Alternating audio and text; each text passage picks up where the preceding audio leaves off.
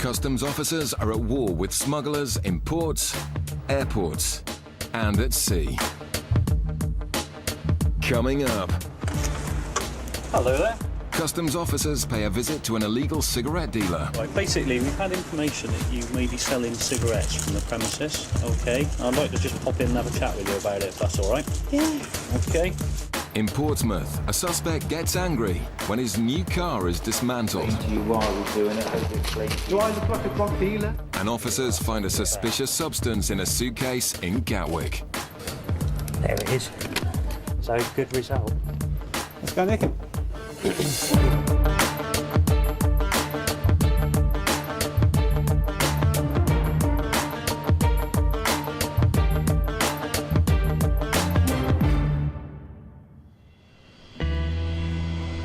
It's early morning rush hour, with dozens of flights arriving into Gatwick from Africa and the Caribbean, source areas for Class A drugs. Customs officers are on high alert, searching passengers who fit profiles associated with smugglers. Coming. Okay, I've just x-rayed a passenger's bag and you can see there's clearly two rectangular shapes there, so I'm just going to cut the bag open and have a further inspection of what those shapes are. The passenger told immigration he has no money, will agree to pay all his expenses. It's a story Mike has heard many times before from drug couriers.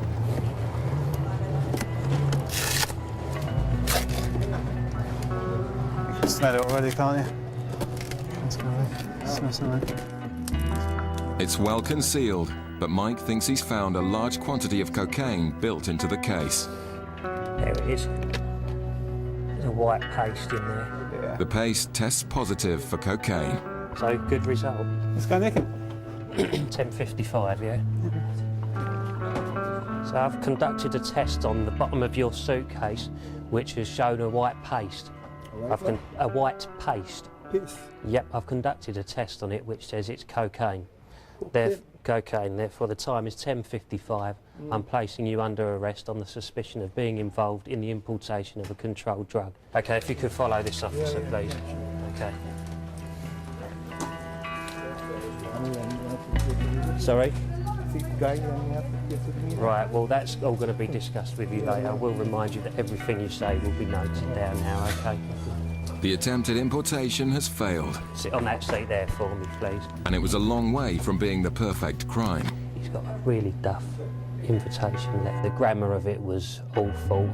There was capital letters mid-sentence. It wasn't very good at all. There was also a signature on the bottom of the invitation letter, and the writing was very, very similar, so I assume that it was written by him himself. It's a serious crime carrying a maximum of 15 years. Right. Underpants down. OK, up. The officers want to find out if anyone else is involved, and the investigations could take some time. Yeah, so that, we've just nicked someone, so there's a good chance I'll be late. The man initially observes his right to silence, but he soon starts giving information about possible accomplices. OK, what is the name of the person that's meeting you here today? OK, and what does he look like? Right. OK, how tall or small? Got my hat? About 5'10". Long hair, short hair? Bald head, like mine? Yeah. OK. Mike decides to put out an announcement for the man to come to the information desk to see if they can catch him too. About 34. Bald head. Bald head. About 5'10". About 5'10". If he's involved, it's unlikely he'll fall for the trap, but it's worth a try. In Portsmouth, officers are hunting a possible target vehicle picked out by the intelligence hub. Unfortunately, it's a bit difficult to actually say whether it's going to be cocaine or heroin or cannabis. What tends to flag more than a specific type of commodity is criminality or suspicion. And from that, you tend to get a job that will fall into one of those categories. It could be, particularly at this time of year with stuff coming up from Africa, it could be anything as bizarre as tortoises.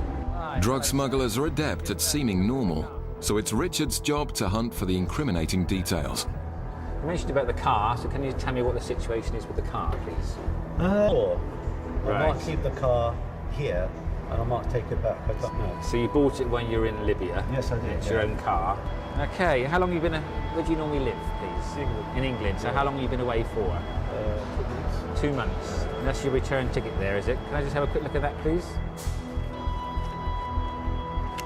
Well, this is a one-way ticket. Yeah. This is one-way ticket. No, this is the ticket you obviously got for this trip. Yeah. Okay, when did you book the ticket, the trip, return trip back? How long ago did you book it? Did you book it when you got to Le Havre today? I did, yes. Okay, and what's been the purpose of your 2 months away? I went for Ramadan month. Yes. The fasting month to Libya. Okay. And then I waited for the car and basically I waited for the car to be ready, then I came in the car. The long trip and one-way ticket are both reasons to investigate further. And the suspiciously clean interior also makes Richard think the car may have something to hide. In Tripoli, you flew over there. Let's walk the car. It's not a new car, second-hand car. Admittedly bought from a dealer, he says. It's a second-hand car. That's what he says. It's got the shrink wrap on it. That's what I thought. And that's what he says. He said it's not a brand new car, but he said he has bought it from a dealer. Rampant.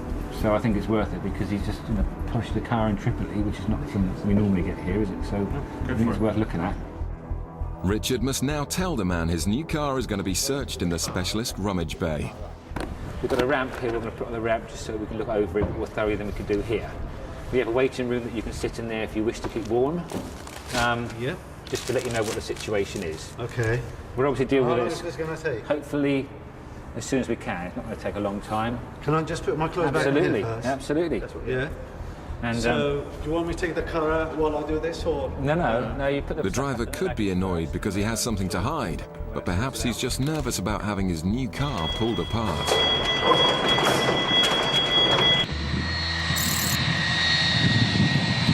The smuggler caught in Gatwick is now being transferred to the custody cells, where the reality is beginning to sink in.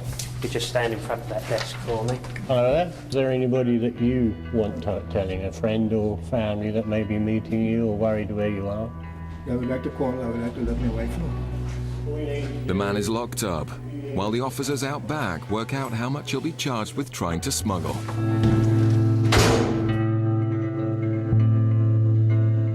As you saw on the X-ray, there was 2 of these.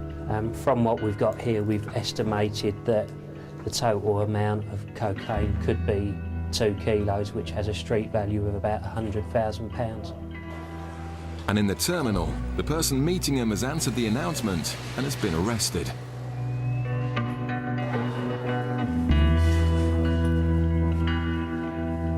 A poorly planned crime has gone wrong on every level. Could you handcuff Barry?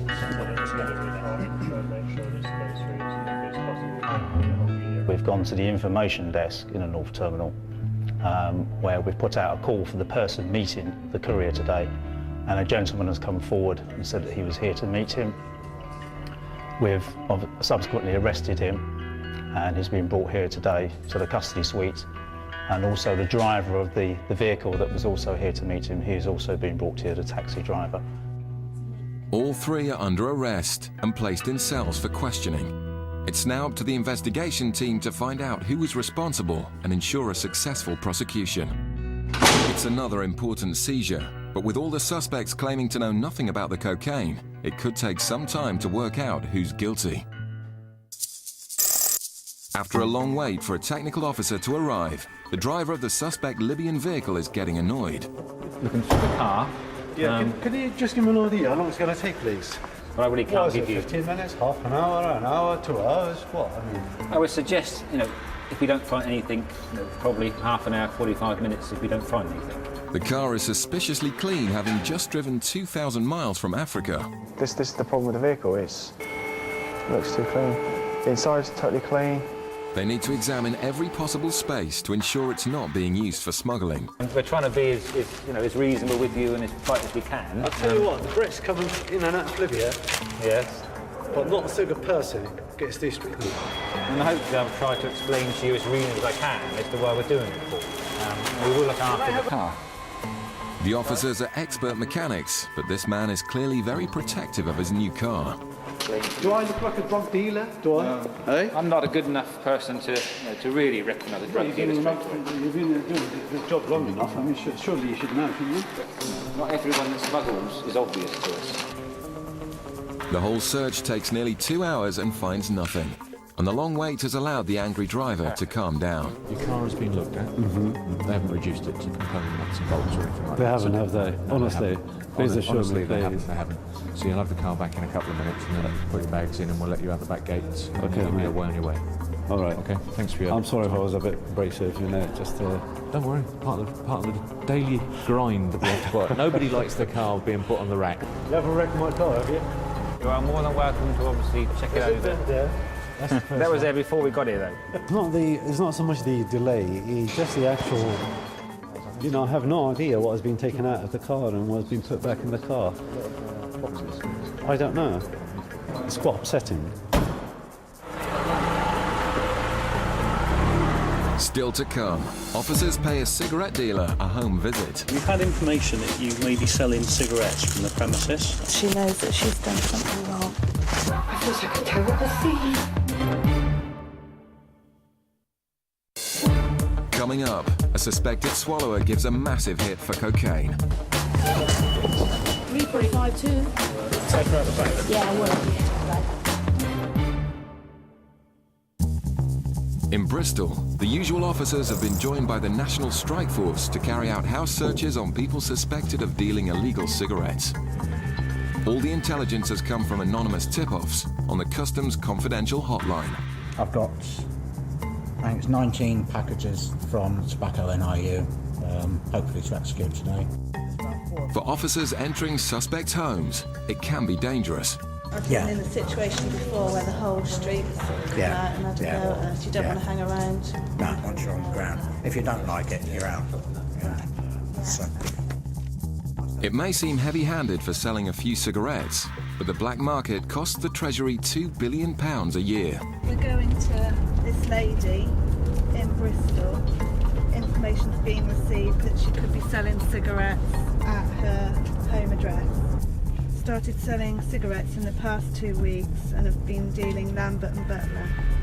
But you've also got to be very mindful with this that a lot of this could be malicious as well, so they could just be a stitch-up. Many tip-offs are found to be false, so the officers initially go in without a warrant. And that means negotiating permission to search the house. Hello there, this is not...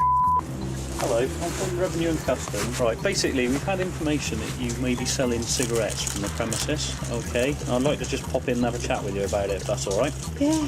Okay. Think of what we simple. I pop a ball again. Am I in trouble? No. Luckily, the woman confesses and lets them in. Basically, what have you been doing? Your son's brought cigarettes back from holiday. You've been basically selling the cigarettes. And all the evidence the officers need is sitting on the dining room table. We need to do a search of the house, if that's okay. Yeah, there's a few in the front there, which is around. I'm not. That's all it is. Right, okay. Do you, that made me feel like a terrible thief. I feel like a terrible thief. And she's obviously a bit nervous. She knows that she's done something wrong. She's got a kitty set up downstairs with all her facts. There's a big suitcase here that shows that somebody travelled to Palma in Spain on the 9th of October. Whether that was her or her son.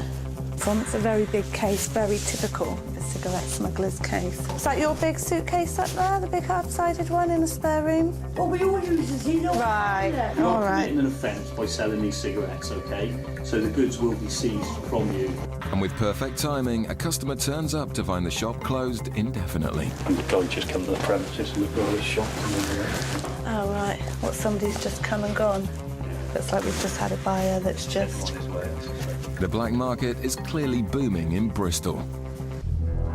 In Gatwick, the Customs Intelligence Hub has given officers information that a drug swallower is coming in from the Caribbean. A girl being questioned at immigration seems suspicious enough for Customs to do a drug swab, which gives a massive hit for cocaine. 345 too. Morning, madam. Drug swallowers are often forced into the crime and told not full consequences of a burst package. She said that she actually came in with someone named Peter. She met him on the beach and he's got all her money, £400, and he's already gone through. So it doesn't look too good, you know. The suspect has denied taking cocaine, so a positive urine test would suggest she has swallowed drugs. There's no line by the THC, so she's positive for cannabis. There's no line by the COC, so she's positive for cocaine as well, which would indicate to us that she has cocaine in her system. The woman will now be arrested and x-rayed for packages. Showing up positive for cocaine. Yeah, okay. But to the officer's frustration, she's now claiming to have used drugs. Just for party, and I have taken cocaine. She has taken it. Right, okay. She had taken, yeah? She has taken. Why didn't she tell me earlier when I put you? She said I was worried. She was worried. Right, okay. But the officers aren't convinced. So we just want to be sure you haven't got any internal consumer in you. They suspect she may be pregnant, and so will be taken to a private hospital to have her body scanned safely. That means waiting for another interpreter, and that means putting on the white suit. Because we've got her on suspicion of swallowing, we always put them in a white suit, because what we'd be concerned of, if she maybe started to pass packages in the cell, whether she may pick them up and harm to herself. Sometimes it might be possible that she could retry and swallow them again. We can see through the suit, that's why we need her in the white suit. The officers are extremely concerned for the woman's health, and all the signs are pointing to a definite swallower. If so, she'd be looking at a lengthy sentence. It's a bit concerning because with her original story, when we asked her, she doesn't touch drugs, she doesn't drink. It's then, oh, well, I smoke marijuana, I have taken cocaine. So her story is continually changing. When we take her down, I really wouldn't be surprised if we didn't see packages in her body from the way her story is. It's a nervous ride to the hospital, which could decide the woman's future. Customs officers also stopped smugglers who tried to bring in drugs using the postal system. In October 2002, a routine parcel exam uncovered a massive haul of drugs hidden in a shipment of doors. And I recall getting a phone call at home that there'd been a major seizure. Within it, they found holdalls. And examining the holdalls, they found packages which turned out to be a mixture of Class A and B drugs. And I can recall getting a phone call about 2 hours after that to advise me that they had found something else. In the box were live ammunition rounds and something altogether more frightening. They came across another box, and you can imagine their surprise when they opened it to find a grenade. And I think everyone stepped back about half a mile. The decision was made to do a controlled delivery and catch the culprits in the act. But all they had to go on was the consignment address in Devon and a phone number which belonged to Timothy A. One individual in particular, Timothy A. We conducted surveillance on him over that weekend. Officers tailed Andrew on the clog for 3 days. Mobile phone analysis identified in crime, Andrew Griffin. The race was now on to get the package delivered on time. The team replaced all the drugs and ammunition with props and prepared to make the delivery. The controlled delivery commenced on the Monday morning. One of our officers acted as the T&T delivery driver. He drove it down to the address, the consignment address in Ivybridge. But within the actual consignment, we had placed an audio device, in fact, a number of audio devices. The officers were hiding, waiting for the right time to strike. When it became clear that the package was being broken into and been dismantled, I decided at that point that I would call the knock. 50 armed officers stormed the building and found 2 henchmen. Elsewhere, but were still being followed and were arrested. They would plead not guilty. But customs investigators used mobile phone cell tracking information to tie them to the crime scene. On this occasion and on 4 previous occasions, where consignments had gone to that address. But they will be serving at least 15 years. Back in Bristol, Russ and Jane haven't found any more cigarettes and decide not to prosecute the woman. Instead, they want her to turn informant. But do you think we can try and get some details about her son? His name? I think we've got to if we can. Young lad, where's he picking these up for? No, I'm not getting you into trouble. Right, you don't want to tell us anything about him then? Trouble, no. If you pass on a little message to him, he is in danger of not only losing his cigarettes but losing his vehicle, etc. So it could be quite hefty for him. So. I don't know, Seizing the 9,000 cigarettes, they now want to get out before it turns ugly. Ta-da. We don't really have the public on our side because the locals think she's providing a service, so people aren't sympathetic to us. So sometimes once people have clocked who we are, it's better to just get the fags and get out, isn't it? In Gatwick, the suspected swallower is back with the X-rays.